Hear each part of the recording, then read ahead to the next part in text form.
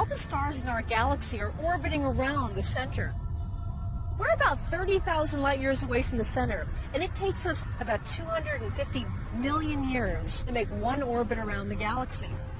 Now, the stars are all in their orbits, they're all moving around the galaxy, so what causes these beautiful spiral arms that we see?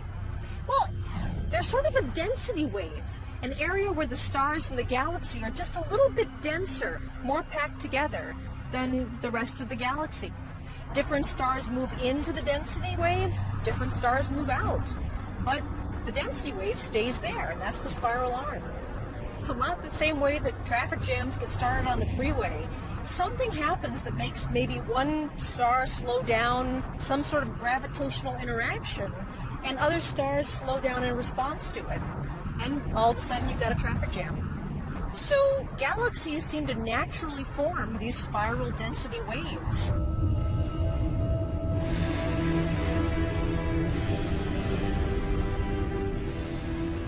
Two and a half million light years away, a menacing counterpart to our galaxy sits and swirls, casting a wary eye toward the Milky Way.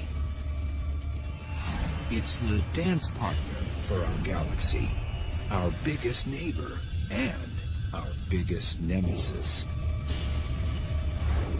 It's called M31. Better known as the Andromeda Galaxy.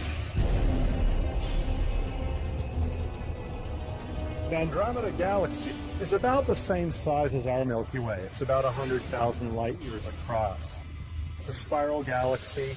It has perhaps a little bit less active star formation going on right now than our Milky Way, but otherwise it's quite similar. Andromeda is probably also the product of several smaller galaxies that coalesced or interacted over time. One of those galaxies may be responsible for Andromeda's double nucleus. Two huge clumps of stars found at its center. On Earth, we've been keeping an eye on our trillion-star neighbor for centuries. Persian texts from the 10th century mentioned this small cloud in the skies. But at the time, there was no way of knowing that Andromeda was an entirely separate galaxy, 2.5 million light years away. That makes it the furthest object in the universe you can see with the naked eye.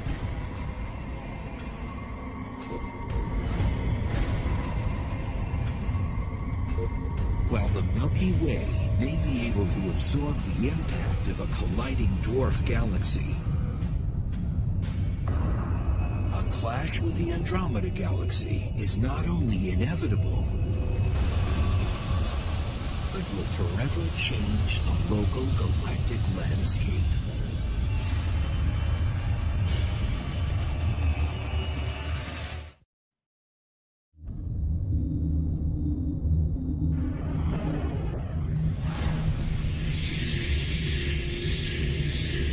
Gravity, the universe's most prolific power, is the force that's pulling Andromeda and the Milky Way closer and closer. And someday, in the far-off future, these two spiral titans will collide. If you look at the Milky Way galaxy and the Andromeda galaxy, the nearest large galaxy to us, they're actually approaching each other at a fairly astounding rate, several hundred kilometers every second.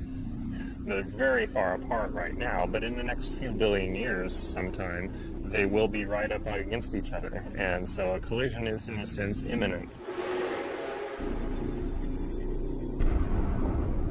Probably no stars will physically hit each other. There's just so much space between the stars. But when Andromeda collides with us, it will have a huge impact on the Milky Way.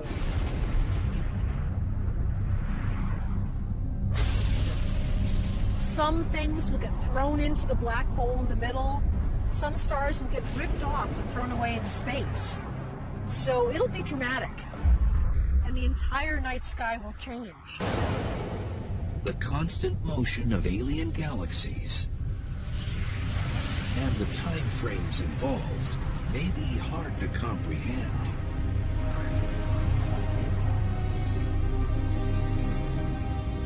Andromeda is close enough to the Milky Way that their gravitational attraction brings them closer together.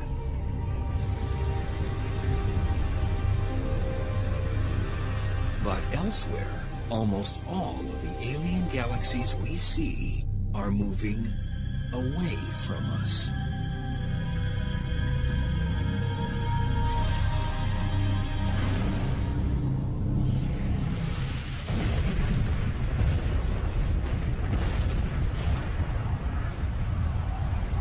In our common experience, like an exploding bomb, everything explodes away from a center.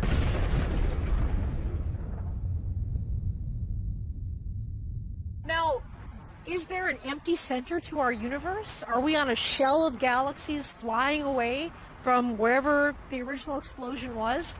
No. And that's the amazing thing. In our universe, space itself is expanding.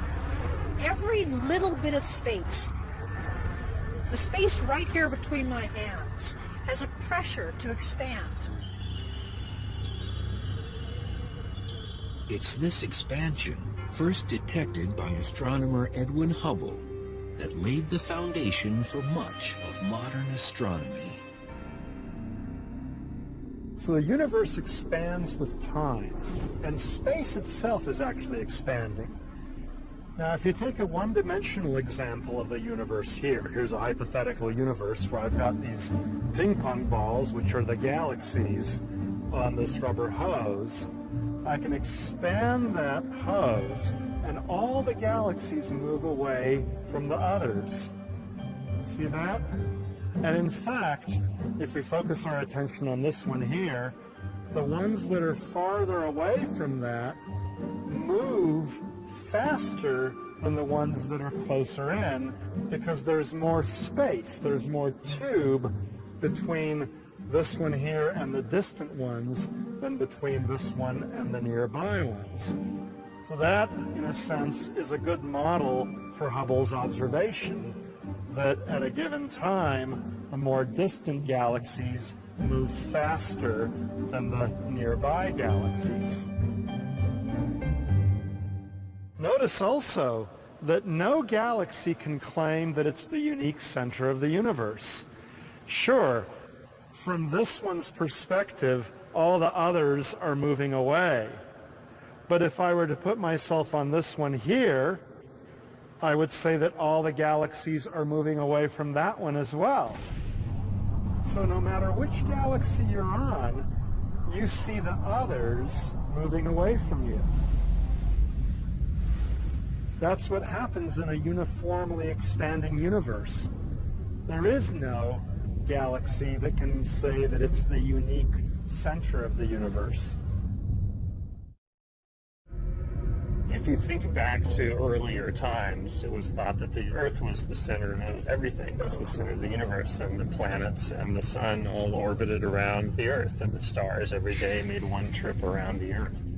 Then we discovered that our sun was one of many stars, and that our sun was cruising around through the universe as we knew it. But this discovery by Hubble told us that not only was our planet one of many planets, and our star, our sun, one of many stars, but our galaxy was one of many galaxies, presumably like any other.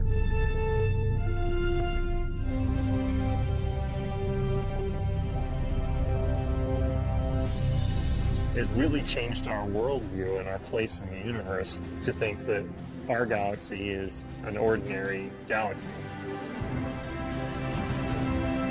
So just what's in our galactic neighborhood? Meet the local group of galaxies, a group with ever-increasing membership. Our local group of galaxies is a small group or cluster of about 36 galaxies. Our Milky Way and the Andromeda Galaxy, M31, are the two dominant galaxies. Most of the galaxies in our local group are small dwarf galaxies.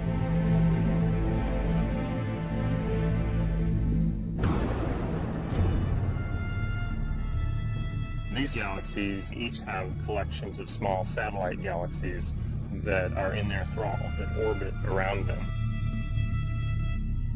And these big galaxies all feel the influence of each other's mass and orbit around each other. So all of these galaxies, the small galaxies are orbiting the big galaxies, and the big galaxies are all sort of orbiting each other. It's a group of about 30 or so galaxies that are all sort of orbiting around a common center of mass.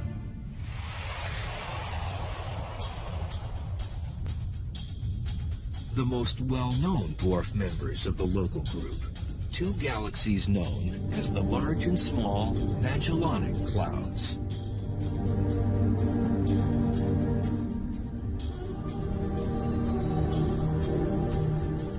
Scientists now think the clouds orbit the Milky Way, thanks to the tidal influence of our galaxy.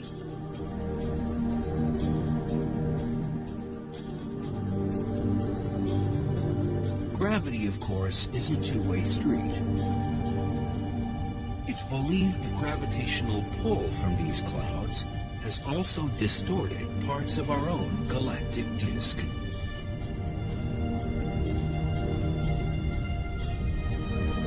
By measuring the energy that emits from the stars in the small and large Magellanic Clouds, astronomers believe they are made of different stuff than our galaxy.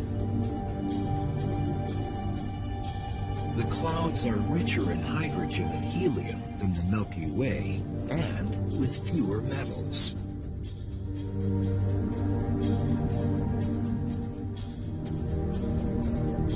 Scientists think this means the stars are younger in the clouds.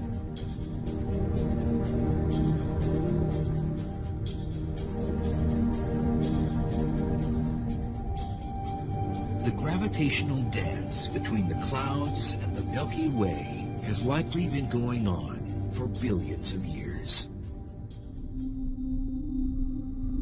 But all the while, a different and much more mysterious battle is going on back in the center of the Milky Way.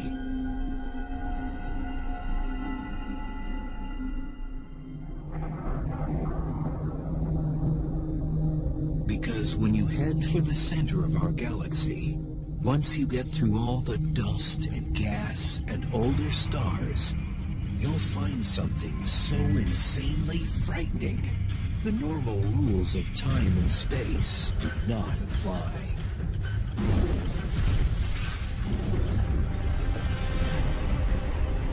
For lurking at the heart of the Milky Way, and perhaps every alien galaxy, is a massive beast with a ravenous appetite. A beast from which there is no escape.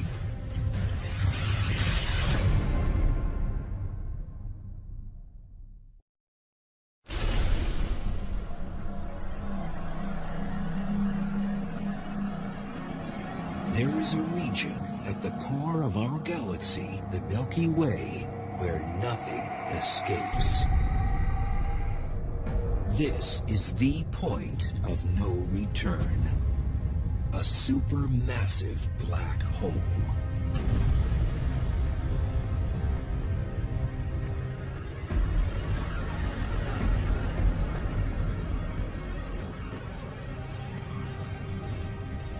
A black hole is an astrophysical object that has so much mass in such a small volume that the gravitational force is so strong that even light doesn't have enough energy to escape it. Black holes can form either when a massive star explodes at the end of its life, and the core of the star collapses into a black hole.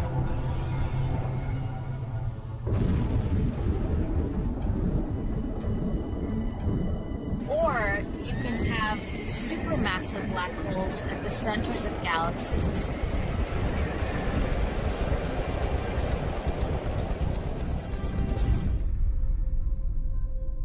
How massive? Try nearly 4 million times the mass of our Sun.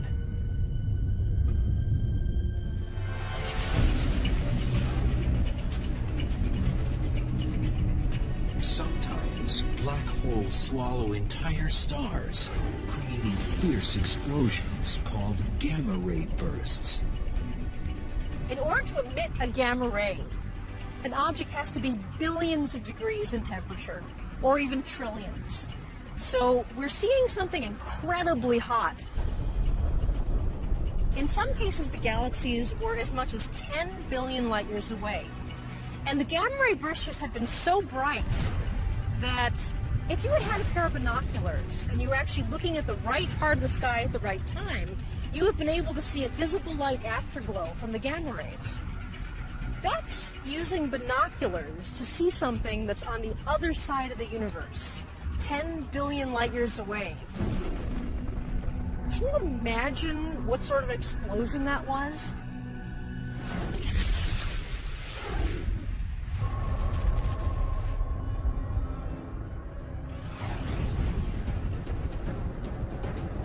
So, if there's a supermassive black hole at the center of our galaxy, might similar black holes lurk at the center of all alien galaxies? When we look at neighboring galaxies, and this is a recent result, we find that most galaxies appear to have very massive black holes in their center, ranging from millions to even billions of times as massive as our Sun. It appears to be a very common and ordinary aspect of a galaxy.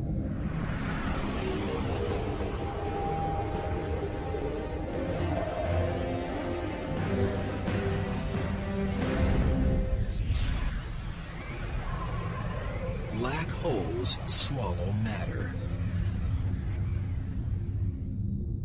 But less than 0.5% of our universe is believed to be made up of observable matter, such as stars, planets, gas, and dust.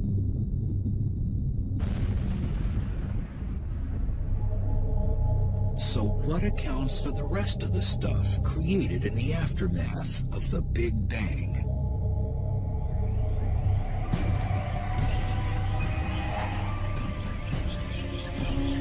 What really fills up alien galaxies? Scientists' best guess is a mysterious substance called dark matter. Dark matter is fantastic stuff. We know that it exists. We know that it gravitationally pulls on things. One of the best pieces of evidence for the existence of dark matter is that spiral galaxies are spinning more quickly than they would be spinning unless there were extra unseen material causing them to spin that fast.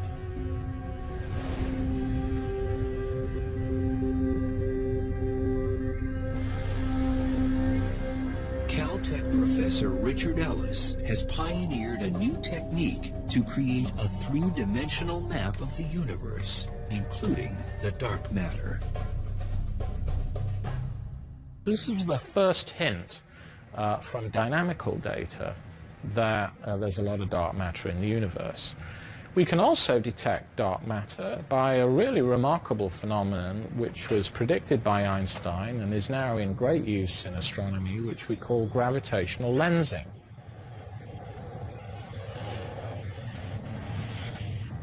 Dark matter bends the light passing through it, much like a curved piece of glass. So light rays are bent by material, and where we can see the signature of this bending of the light rays, we can infer that there's a lot of dark matter present. We don't have to see the dark matter directly. It doesn't shine, it doesn't scatter light, but we can infer its presence from the effect it has on light rays that are coming through clumps of dark matter. So we know that the dark matter is there. We can make maps of how it's distributed, even if we can't see it directly. So one further advantage of gravitational lensing is it's just like a magnifying glass. So when you look through it, things are bigger and brighter than they would be if you didn't have it. So if you think about it, it's like a natural telescope in space.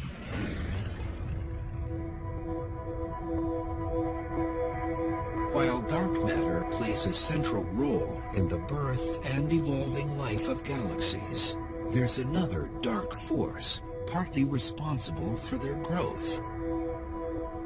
On a cosmic scale, the galaxies are rushing away from us due to the continuing expansion of the universe. So if the universe is expanding, what's driving it? The only answer scientists can come up with for now, a mysterious dark energy. Dark energy is even stranger in some ways than dark matter. Dark energy is causing the universe to expand right now faster and faster with time. This expansion, set in motion at the universe's conception, has accelerated over the last few billion years because the dark energy that creates the movement has increased over time.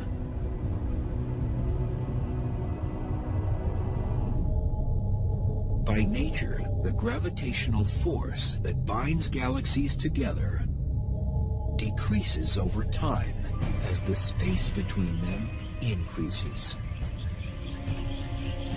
So instead of having a gravitational pull, instead of slowing down the expansion of the universe, dark energy is speeding up the expansion of the universe. And it's been doing that for the past 4 or 5 billion years. In perhaps 1 billion trillion more years, the fate of the universe and the impact its black holes, dark matter, and dark energy have on mankind will finally be known.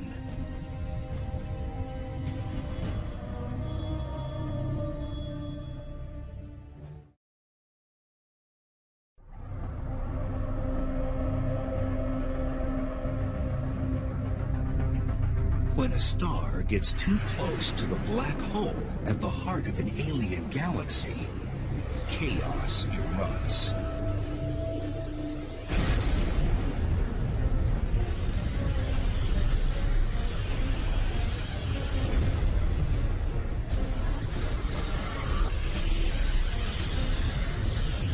That's one of the findings from the Galaxy Evolution Explorer mission, or GALEX.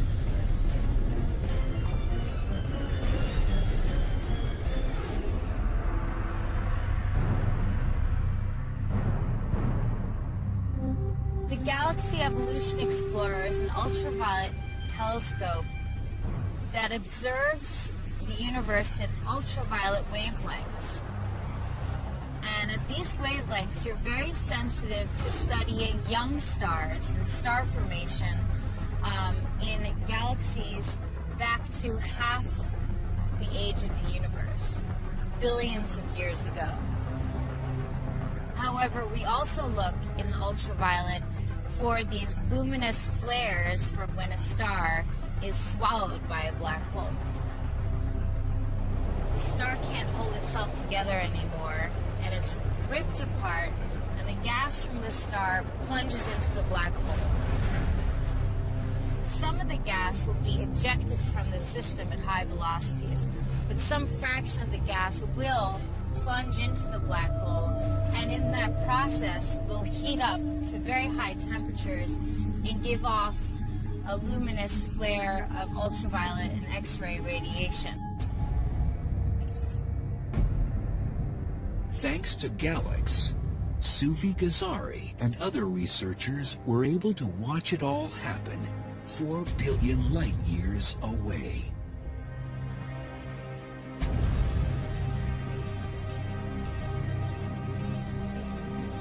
Galaxy, Hubble, and the Spitzer Space Telescope will soon be getting a new neighbor designed to help capture images of alien galaxies. The James Webb Space Telescope is due to launch in 2013, designed to explore the infrared spectrum like never before. Using the Webb telescope, scientists hope to be able to see through the dust and stars that block our view of the Milky Way center and provide a more complete picture of not just our galaxy, but of all alien galaxies.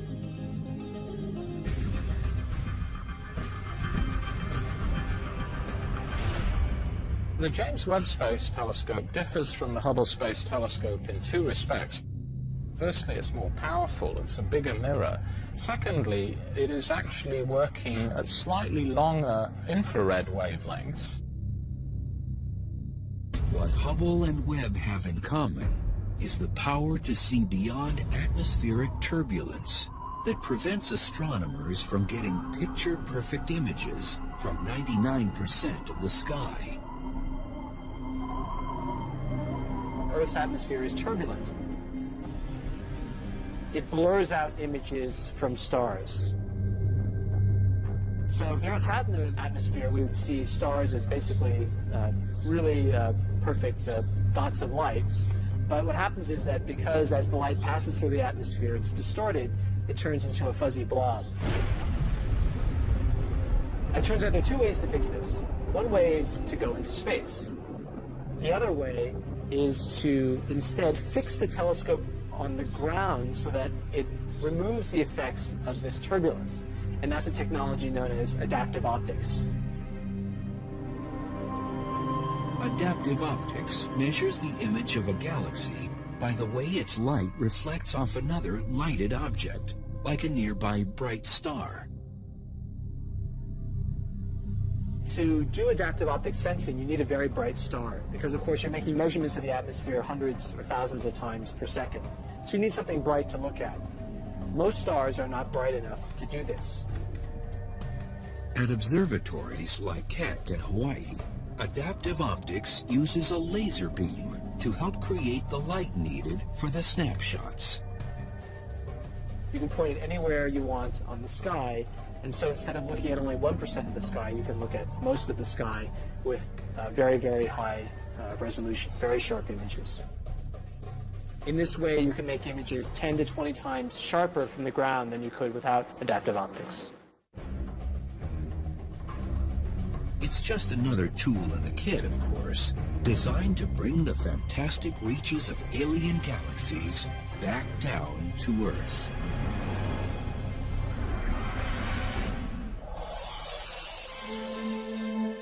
The universe, of course, is home to many things larger than our small planet Earth, larger than our solar system, larger than our galaxy. To think that our Milky Way is just one of hundreds of billions of galaxies in the observable universe, it really makes you feel like you're a part of something much larger than our small planet Earth. Like it or not, this is our place in the universe. A speck on a speck.